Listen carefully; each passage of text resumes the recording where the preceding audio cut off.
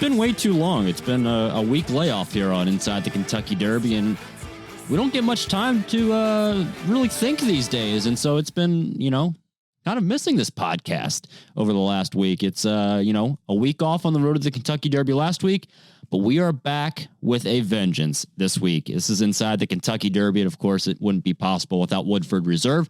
With 200 flavor notes in every sip. Woodford Reserve is a spectacle for the senses. Please enjoy responsibly. Darren, I've seen the Woodford Secretariat commemorative bottles have hit the shelves. They're a hot item. I need to get my hands on a couple of them because I feel like they're going to be good office decorations in the future. I don't know about decorations. Well I'll get the commemorative bottle, and then I'll pick up the other bottle, one to consume. Yeah, it's that time of year.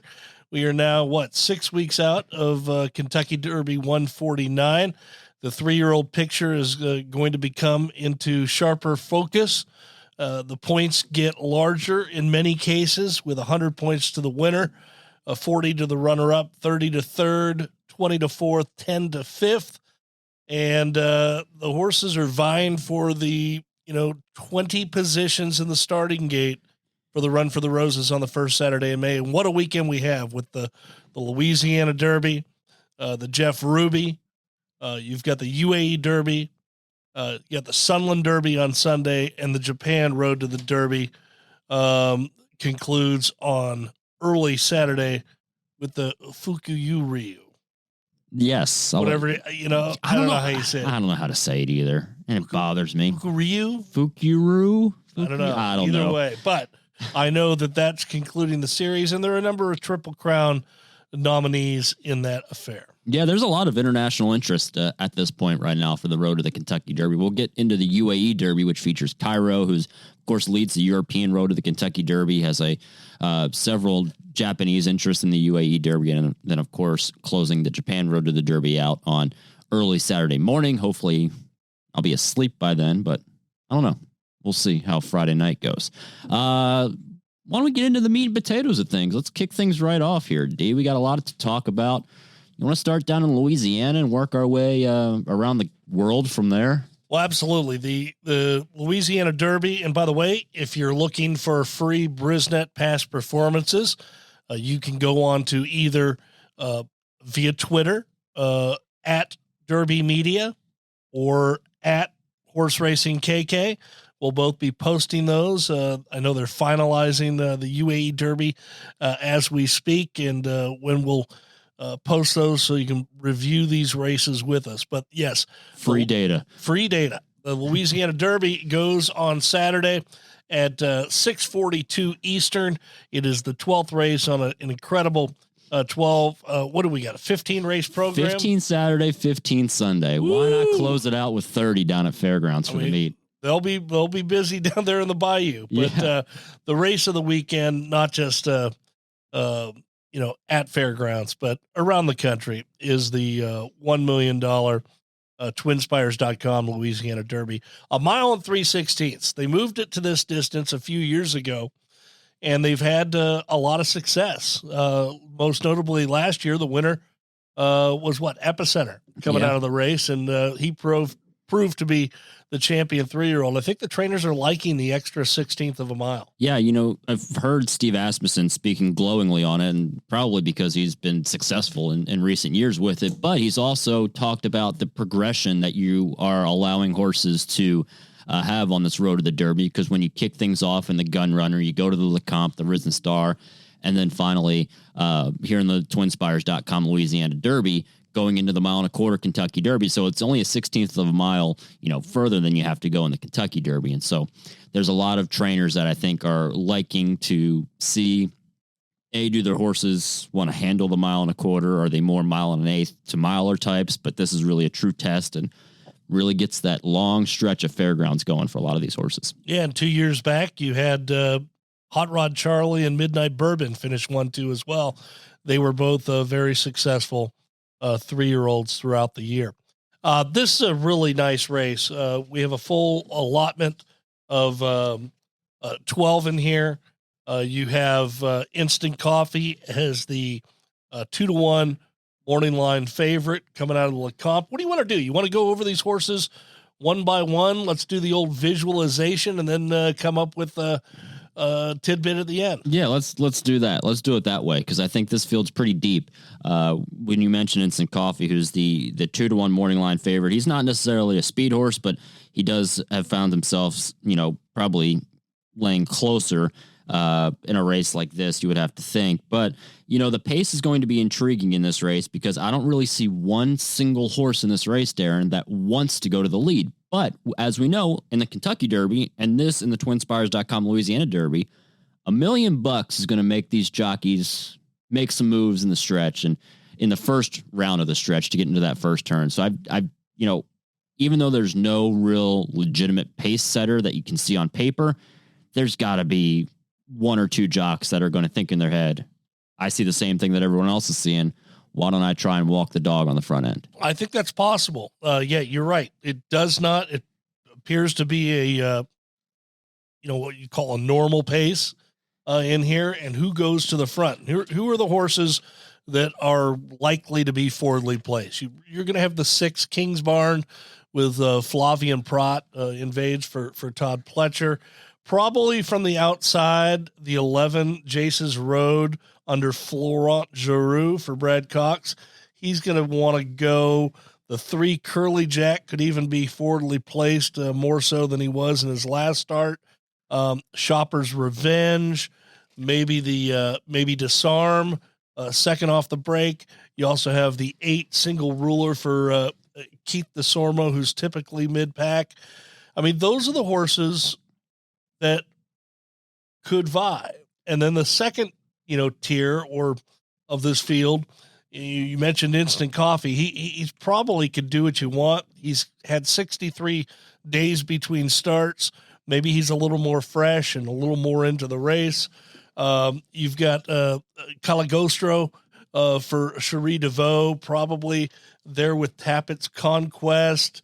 The 4 Sun Thunder's probably going to be near the back, along with the 10 Dennington, and then furthest of all, last, probably a baseline beater who's a plotter who's had trouble getting out of the way from the gate, but finishes strong for trainer Neil Pessin. So that's probably a best guess of the types of flights you could see. But to your point, KK, I would not be surprised if somebody decided to go. Yeah, and you look at the trainers that have multiple entries in this race, and you would have to think, they're sharp. They know how to handicap a race. Jockeys know how to handicap a race. They're going to see, my horse's best quality is this. My other horse's best quality is this.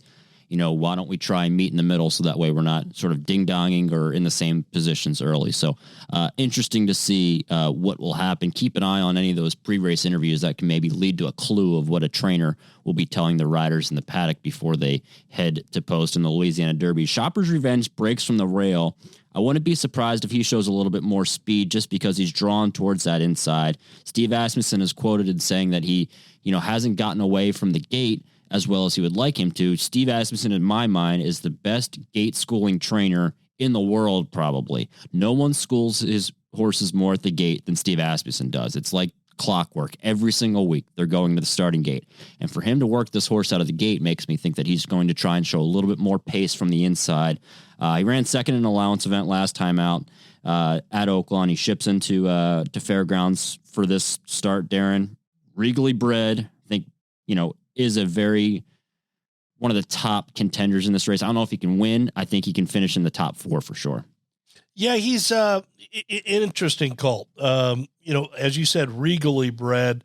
It's worth noting, if you look at the Brisnet past performances, that routes down at Fairgrounds have been winning from the rail at a 20% win clip. So that's an encouraging sign, despite probably not the most ideal position in a field of 12, wanting to draw on the inside.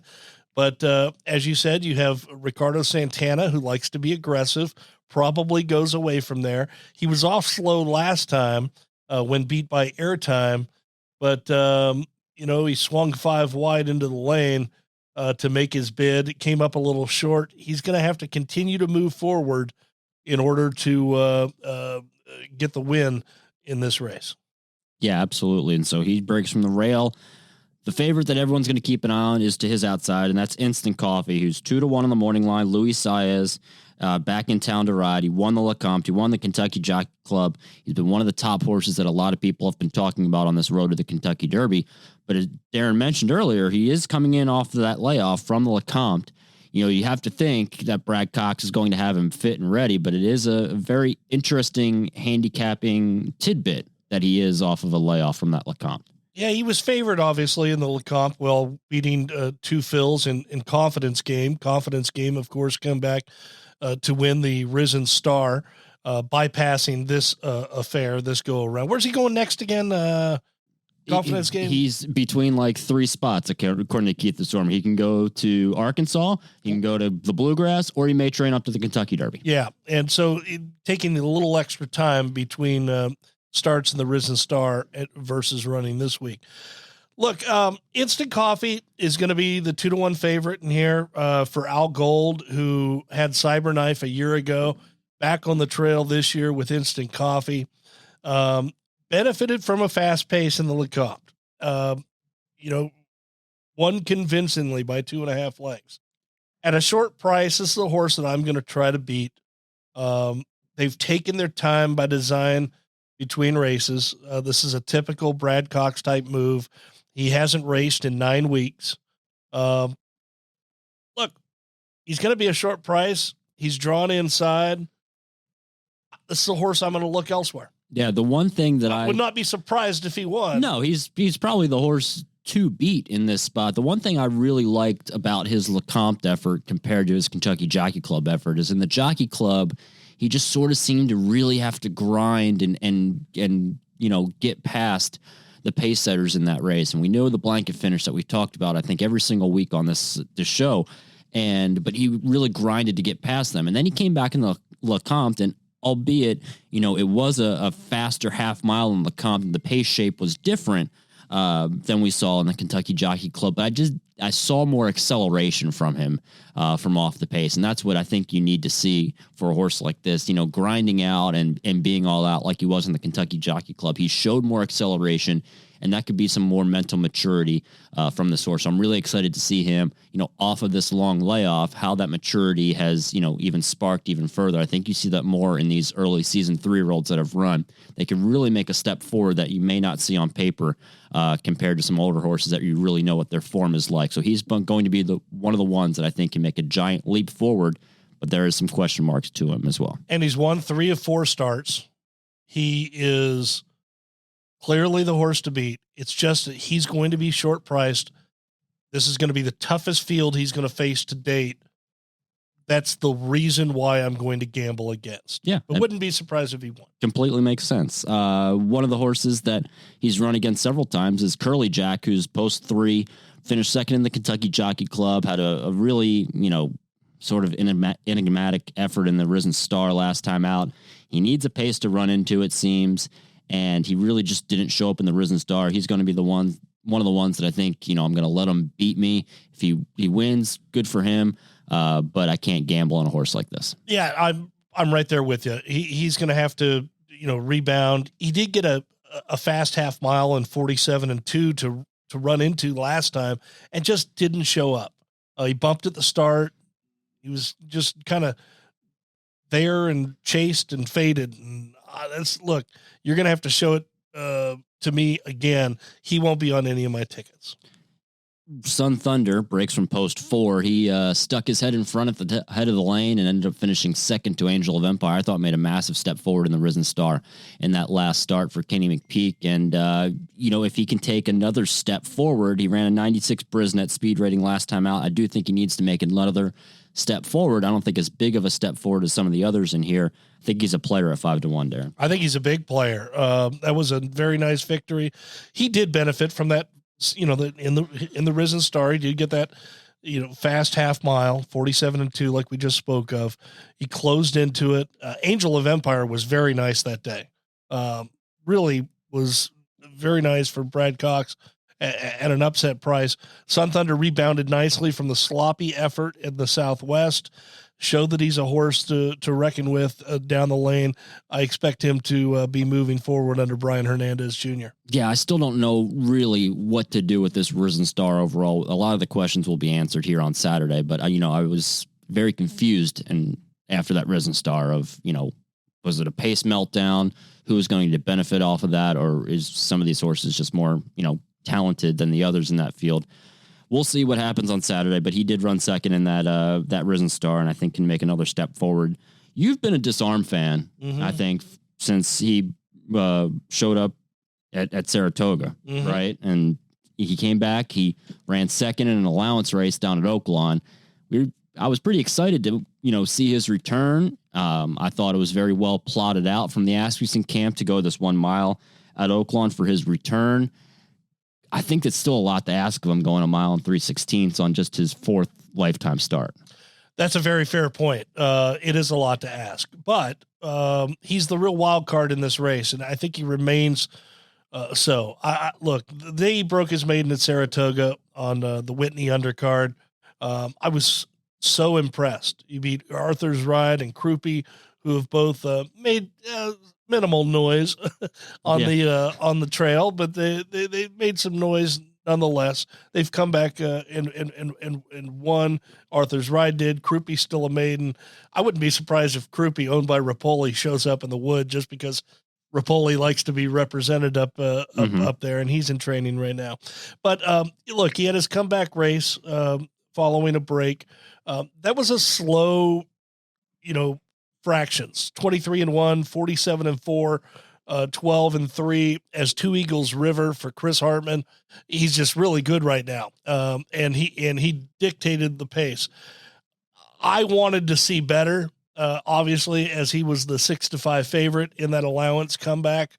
But the fact that Steve Asmussen didn't show any, he didn't skip a beat. He immediately put one of the point races as a target, and Disarm shows up here with a long stretch at Fairgrounds.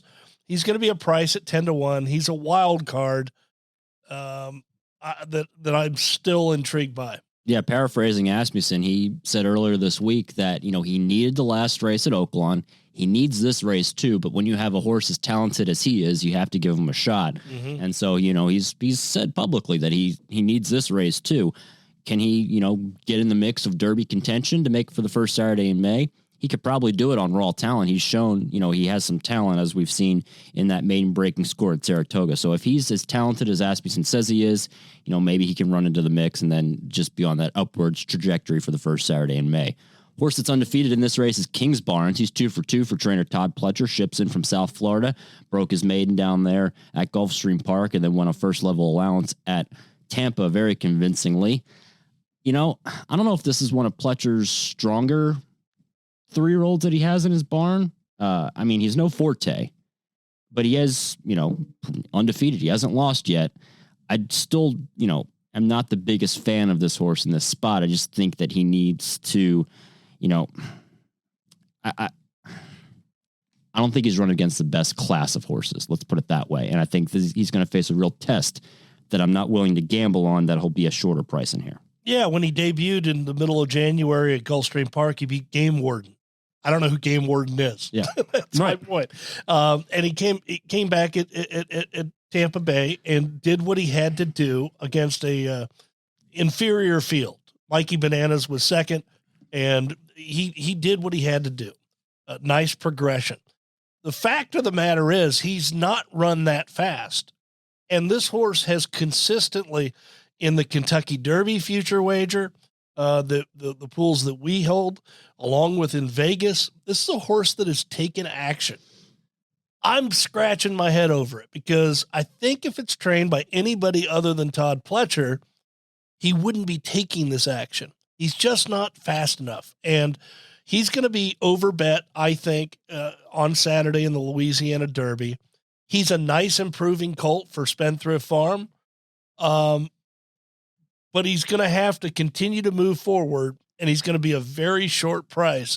And I think he has to move forward significantly in order to compete with the best. But that's my 2 cents. Yeah, absolutely.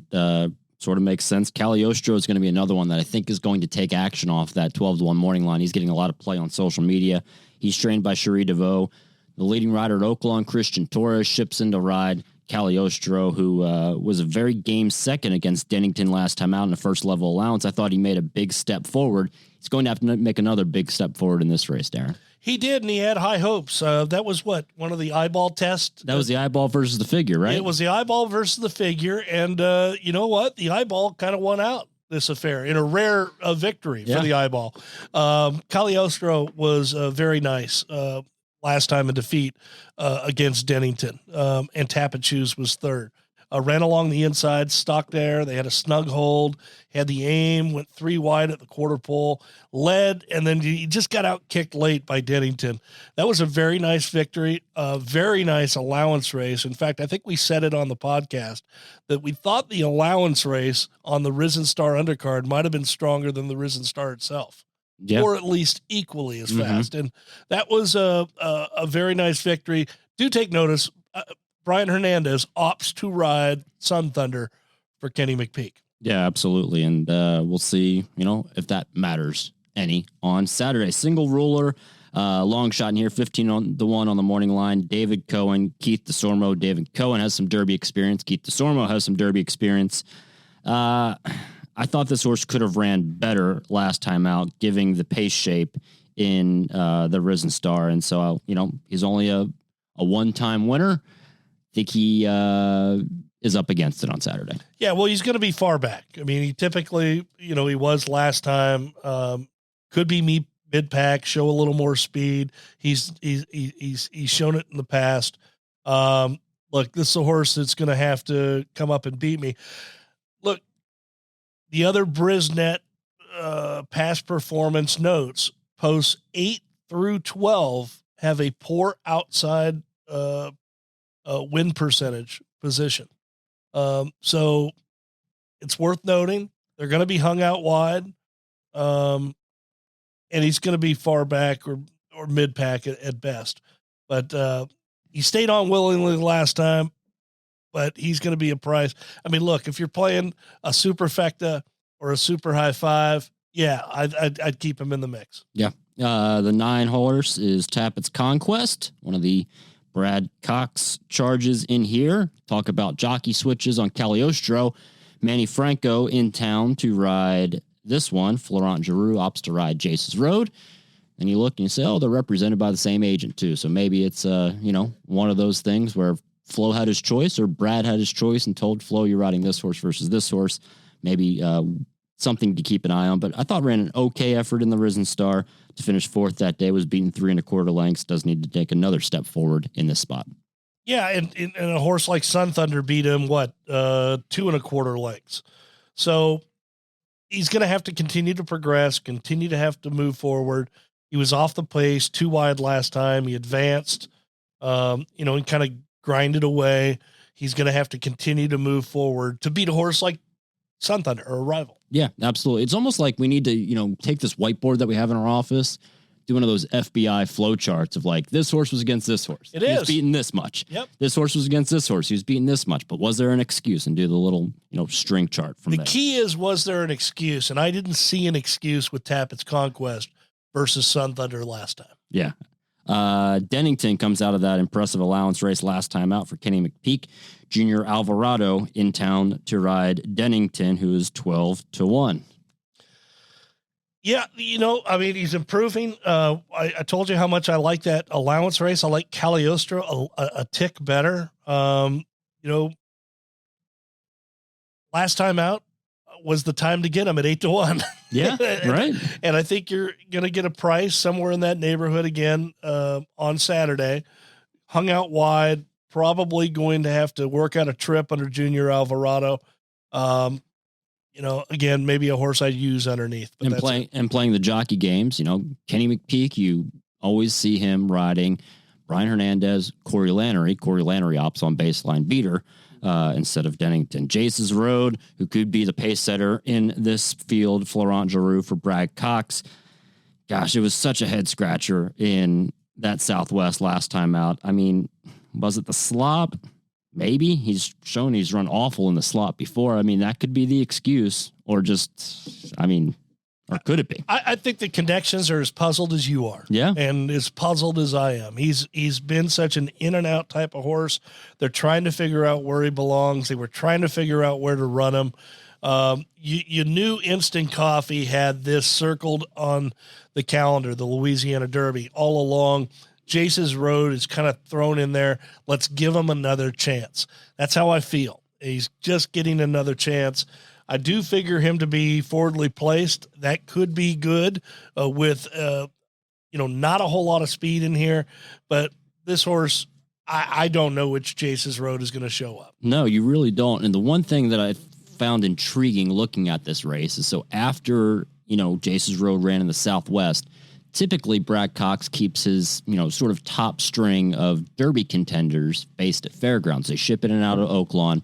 It's just tougher to keep consistency in training at Oaklawn because there's a lot of times where they have to postpone training or push back because of the winter weather in February. Well, Jace's Road stayed at Oaklawn. He didn't go to the fairground string again. And he's shown 3 works at Oaklawn. And so he could have kept Jace's Road at Oaklawn, 4 works actually at Oaklawn. So he could have kept him there for the Arkansas Derby, where, he's going to have some action there. He wouldn't have to, ship down to fairgrounds. But, as Brad Cox is as sharp as, maybe he can be, or maybe this horse is showing signs at Oaklawn that he's doing things differently.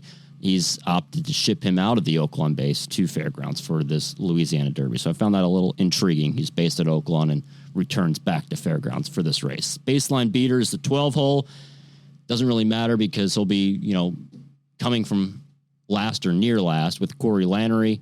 Really cool story. If you haven't seen it, check out at Kentucky Derby on Twitter. FanDuel TV produced a really cool story with Baseline Beater's groom and exercise rider. It's one of the more heartwarming stories you can see leading into this Kentucky Derby. Would love to see Neil Pessin with a Derby starter.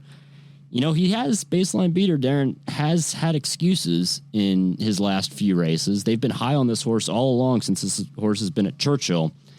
He just needs to step up in a big way to catch some of the other rivals in this field. Yeah, he does. Visually, he's very impressive. It looks like he wants a route of ground. He's got a beautiful stride on him. He has trouble getting away from the gate. And, in American dirt racing, we've talked about it time and time again on this podcast. You want to be able to get into a race. And that's the troubling thing about Baseline Beater. He's the only one of the 12 who's not an original early Triple Crown nominee.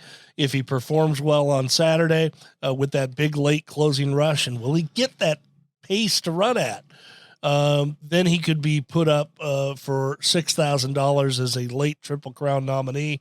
Those nominations are due Monday at midnight. Yeah, I'd love to see Neil Pessin win the Derbies. A lot of reasons, because Neil's a great guy. But when Belle's the One was in training and she was winning, he would always bring the racing off as a spread of great food. And he has this Chinese restaurant here in Louisville that is, Neil knows his food. He knows his food. I can only imagine if Neil won the Derby what the spread would be like. Maybe we can get a taste of that. But that's the field for the TwinSpires.com Louisiana Derby. So if you had to zero in on one horse, which one are you zeroed in on? I think I'm going to gamble on Jace's Road. I think I'm going to Flo, I think, is going to try and nurse this horse on the lead. I think the price is going to be right. It is a big gamble because what Jace's Road would show up. So I think the price is going to be right, and I'm going to gamble on him at 12-1. I'm on Sun Thunder with Cagliostro, and I'm not giving up on Disarm moving forward. That's a fun race. 6:42 p.m. Eastern time. Can catch the action on CNBC, also FanDuel TV, or on the Churchill Downs Live Smart app on your smart TVs. Let's move up to Florence, y'all, in Florence, Kentucky for the Jeff Ruby Stakes. This is a hell of a field there, and it's, we saw what happened last year in the Jeff Ruby Stakes when 80-1 upset winner Rich Strike went and won the Kentucky Derby. He finished third in the Jeff Ruby, and this field features a very talented major dude. Two Phil shows up in here for Larry Ravelli for his first try on the Tapeta surface. You have Horses like Fantastic Again for Wesley Ward, Congruent, who won the John Battaglia Memorial. I think it's a deep and contentious race in this Jeff Ruby Stakes this year. Yeah, the racing product, with Churchill Downs purchasing Turfway Park, installing the new Tapeta surface, and just the Kentucky circuit being, thriving right now with the historical racing machines, help fueling the purses. The racing year round here in Kentucky has really improved. And this Jeff Ruby field is a perfect indicator as to how, what direction, the racing is going. To get a horse like Major Dude, who's a grade 3 winner on turf, tried dirt for the first time for Todd Pletcher. Nobody's better. We've said it before. Nobody is better at getting a horse into the Kentucky Derby. 62 record starters for Todd Pletcher. And he knows what he has here with Major Dude for Spendthrift Farm, and he thinks this is a outstanding spot for him to be a new face, move forward, and be a major competitor in the road to the Derby. And, our old colleague John Asher, he always used to say he'd love horses that had a little green in their pedigree, trying the Churchill track. And if Major Dude runs like I think he will on Saturday, he could be an interesting player on the first Saturday in May. Yeah, absolutely.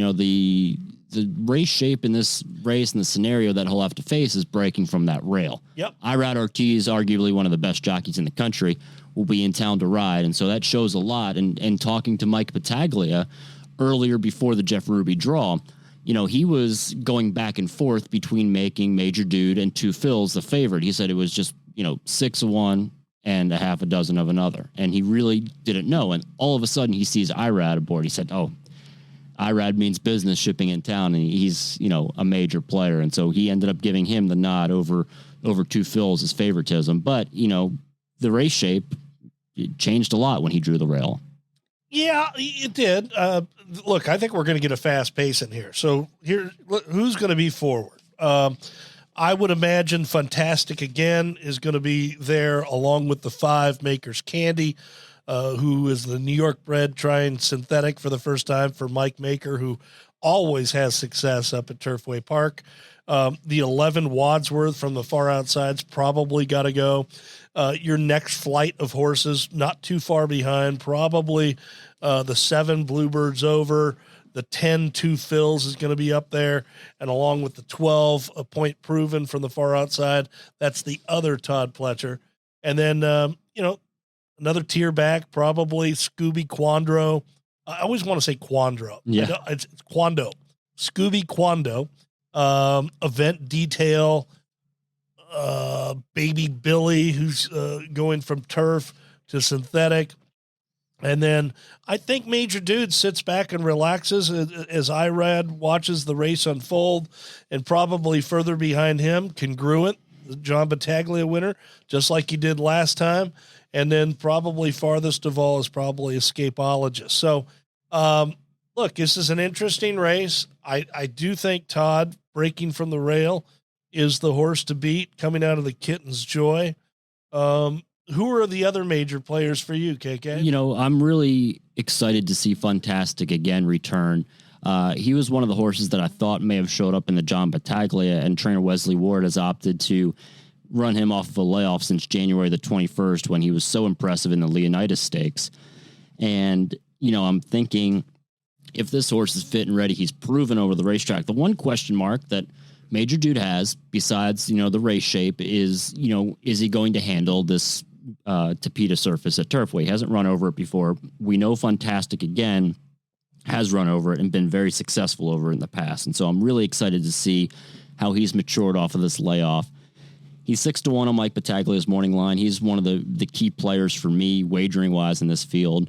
I thought Congruent, who was also going to take some action, I thought he had the perfect pace setup last time in the John Battaglia, and he may get another setup like he did last time, but this is asking a lot of this horse in my mind. He won the John Battaglia when he shipped him from his home base at Gulfstream Park. He then ships back to Gulfstream Park and this was on March the 4th on Battaglia night. He then ships back to Gulfstream Park, has a work on March the 17th, ships back to Turfway Park. And so it's a lot of traveling in just a few short weeks and 3 short weeks for this horse. So, I'm sort of fading him because of that. And Two Phils is a one that I think he's still going to vie for favoritism with Major Dude. There's been some people that say they're not sure he can get the 1 mile, mile and an eighth distance. Larry Ravelli doesn't seem to think he has a problem doing so. The one question mark is he going to handle this Tapeta surface? He's been based at Turfway, and Ravelli has told me that he was based up there before and actually did a 2-minute lick over the surface, and he said it was an eye-opening move. And so he seems to be able to handle it okay, at least in that move, but he hasn't shown it on his past performances. So those are sort of the major players, I think, in this race. Some question marks on some of them, but obviously going to take some action on some others. When we ran the John Battaglia, I looked to the new face and got lucky at 16-1 with Congruent. And I do believe that the new faces are the way to still go. And that would be, Major Dude, Two Phils. I'm not worried about the breeding where you have Hard Spun, who was by Danzig, also out of a General Quarters mare. So there's some green in there for the deal. Well, you can hear the construction outside. Yeah, I can tell you that. Right? I know. Did right? you hear the construction in the background? Yeah, it's crazy. But Two Phils is an interesting play. I'm not concerned about him going the mile and eighth distance. Listen to this construction. Listen to that. Isn't that great? Isn't that great? Always working here. Yeah, we're always working here at the Downs. But Two Phils going a mile and eighth. I think it's fine. I thought he ran fine in the Risen Star last time out. We did have that fast pace. He was close to it, than some of the others that came from off it. So he's a player. And then, at a big price in here is going to be Point Proven, who's on the far outside for Pletcher. I'm not a huge fan of the horse, especially coming out of the last 2 non-winners of ones where he's had high hopes and he's just kind of proven to be flat. I think they're more taking a shot and seeking what to do, but he is a new face. And then of the locals, I think the fastest of all the locals this winter, while we've had fun with the Scooby Quandos of the world and all that, Wadsworth to me has been I thought he was, kind of the fastest of the Tapeta Turfway horses. Yeah, and he's going to be one that I think is going to get a perfect setup. He's going to be able to get first run, I think, because I was talking to his jockey, Chris Landeros, and sort of walking through this race, and he does think that he's going to be able to sit third or fourth. He said this horse likes to sort of, do his own running. He doesn't really like to be, told where to go in races per se. And so he's going to be able to, see how the pace shapes to his inside. And Chris said, I think we're going to get a good spot into that first turn and stay out of trouble. And so I think the outside draw does him a benefit in here. He's 8-1 on the morning line. And then underneath, don't go to sleep on Event Detail. He won nicely back in late January at Turfway while breaking his maiden. Encouraged the connections to try the Rebel down at Oaklawn Park. The track came up sloppy. He clearly didn't take to the surface. He's got more talent. He'll be a big price. But anyway, just don't go to sleep on him just yet. Yeah, the $700,000 Jeff Ruby Stakes goes to post at 625 as Turfway's 12th of 13 races on Saturday. That race will also be on CNBC's Road to the Derby coverage. You can also catch the action on FanDuel and, of course, gamble on all of it on twinspires.com. Let's go. Where do you want to go? Dubai next? You want to go to Sunland next? Let's go to Sunland. We'll stay domestic. Sunday's Sunland Derby, grade 3 event for $600,000 out at Sunland Park. Have you been to Sunland? I've never been to Sunland. No, yeah. Never made it to El Paso. I spent 9 years in Texas, but Texas is a big state. Yeah. Very big state. That's why I said never that. Worked my way down to El Paso. Oh, all right. And it's the post time is on Sunday at 6:45. They have a field of 7 in here. You've got the horses to beat in here. Fort Bragg, Henry Q, Hard to Figure. I don't know what kind of Derby implications we're really going to have. You have the former Baffert, now Tim Yachtine trained Fort Bragg. They were left scratching their head in the San Felipe while running fifth. They're going to try here at Sunland. You have, the natural Bob Baffert horse who was not transferred, stayed for the trio of Carl Watskin, Mike Pegram, and Paul Wheatsman. That is going to be the speed after running a good second last time out in the Bob Lewis, just coming up short via Newgate, who got hurt. Henry Q is the wild card in here.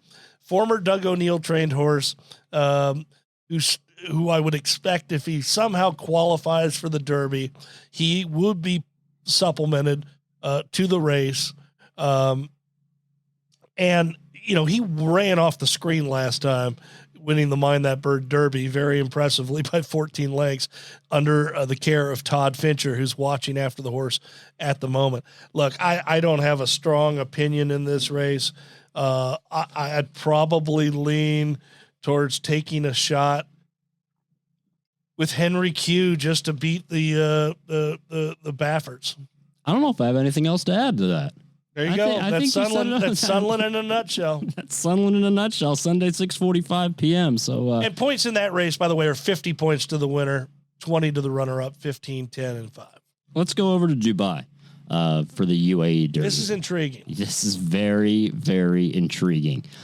Lots of Derby implications, Kentucky Derby implications, I think, in this race. This goes on the Dubai World Cup night at Meydan Racecourse. A fabulous program. It's always fun to wake up early Saturday morning, catch the UAE Derby, 9:50 p.m. Eastern, or a.m. Eastern time, post time, 9:50 a.m. Cairo, the 5-2 morning line favorite after winning the Patent Stakes last time out for the Coolmore team and Aidan O'Brien. Man, it's just which one of the Japanese contenders I think can give one of his most toughest challenge. I don't know which one can. Wow, that's a great and loaded question. Which ones? Well, let's take a look at how they're trading overseas. Right, Cairo is the 3-1 current favorite. Worcester for Bob Baffert is the 6-1 second choice right now. Still a maiden. It's still a maiden, but you expect them to be, prominent in here. Dura Arete is 8-1, which would be the shortest priced Japanese horse that's trading overseas right now. So this horse comes off a grade 1 win in the Hopeful, not the American Hopeful, but the Hopeful over at Nakayama, which is at 1.25 miles on turf. He's won 2 of 5 starts. $600,000 has been banked. And when he won the Hopeful, notice he was 89-1. You're not going to get that on Saturday. He does have a dirt win though on his in his past performance lines. 3 starts ago at Sapporo in Japan. But yes, you're not going to get 80-1. Christian Demiro rides Dura Arete. Derma Sotagake is another Japanese contender. He's 10-1 with Christophe Lemaire. And then where's our guy Perrier with Oshin Murphy for Yoichi Kirowa, who was in the Hyacinth, won the Hyacinth. And again, the points totals. So the Japan Road to the Kentucky Derby, you have the points totals from their series. The points totals from the UAE Derby on the traditional Road to the Kentucky Derby do transfer over to the Japan Road to the Kentucky Derby. So that'll be interesting to see the top 4 point earners are in this field.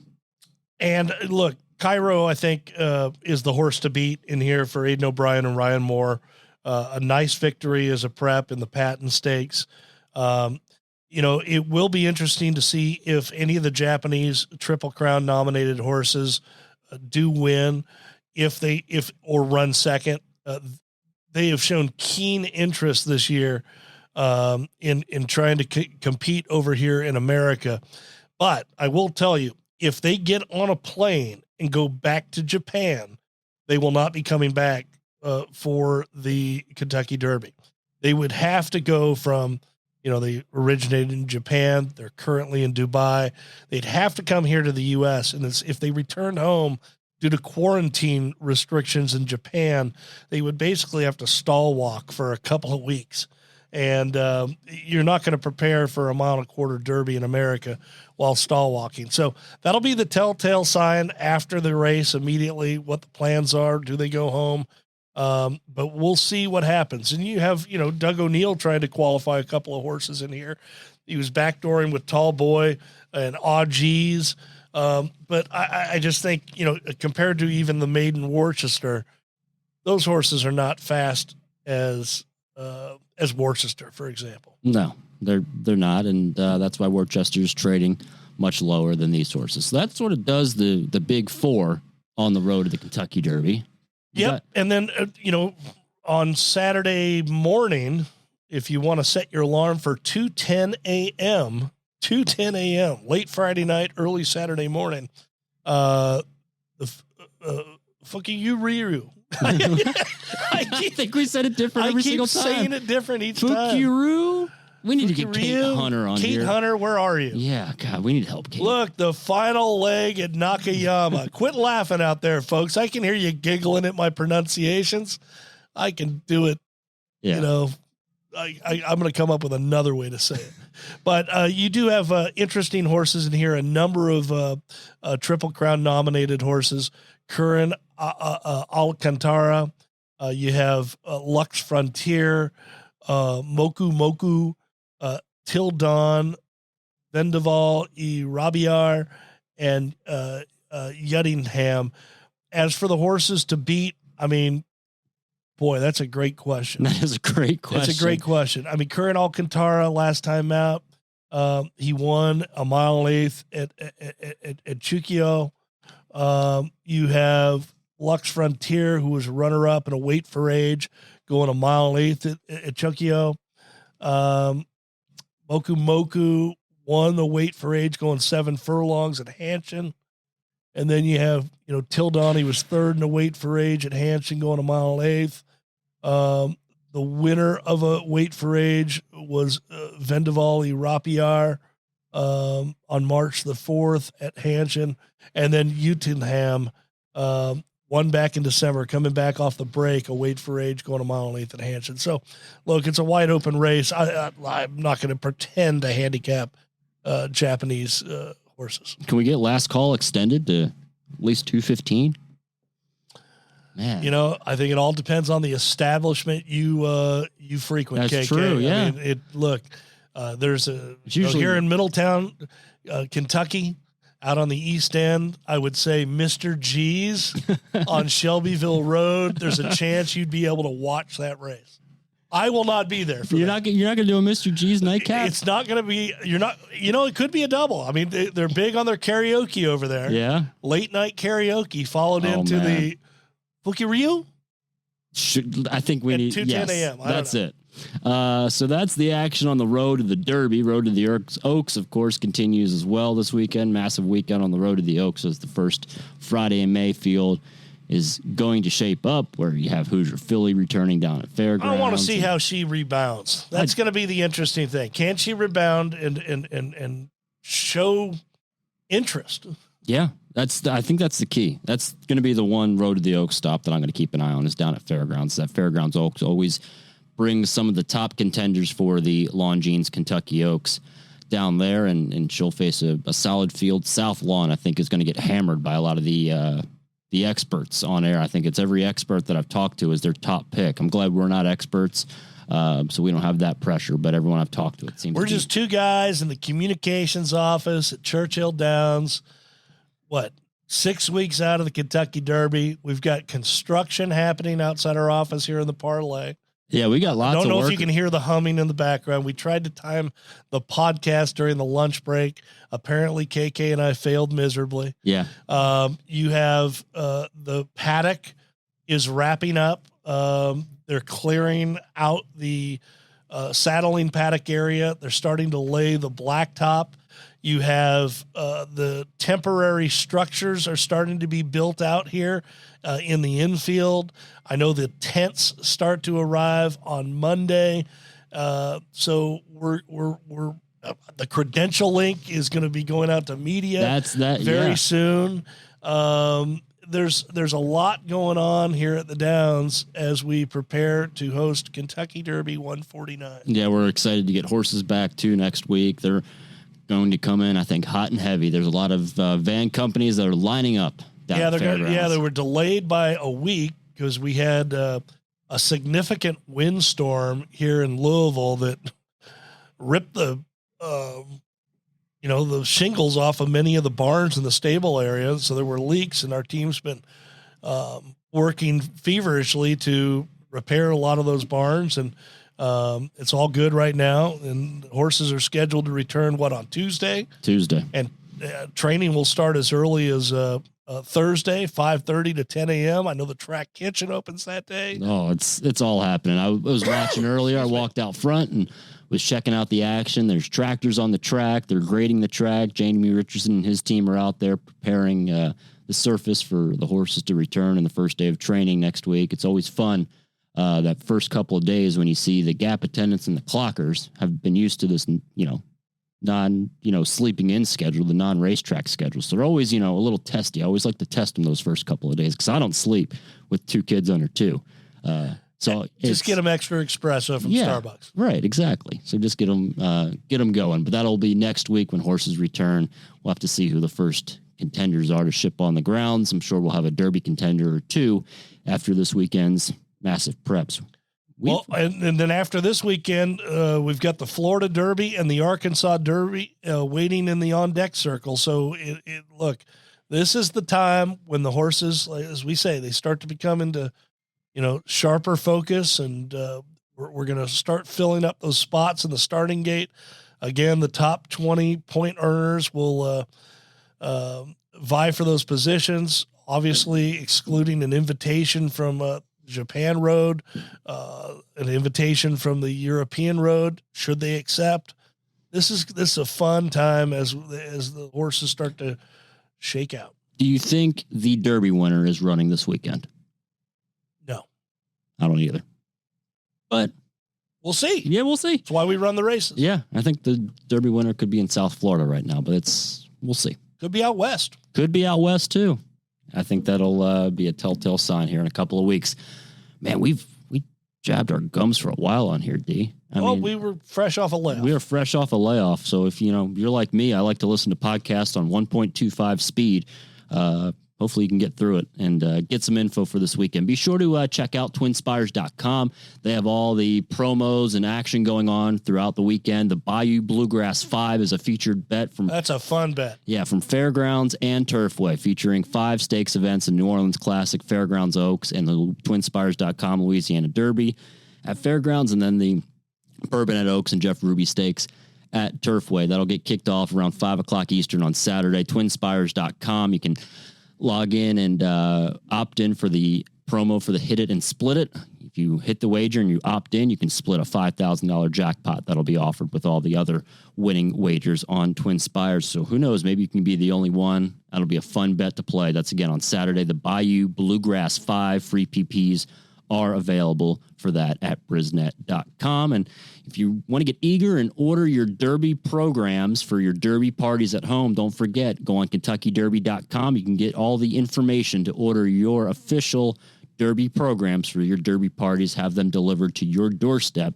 So as soon as they get printed, they'll be on your doorstep for your party to experience like we will be here on the first Saturday in May. We'll be back on Monday, play some Monday morning quarterback. Hopefully we're right with our wagers. Hopefully we can make some withdrawals on the Twin Spires account and build that bankroll for that first Saturday in May. Until then, thanks for listening to Inside the Kentucky Derby.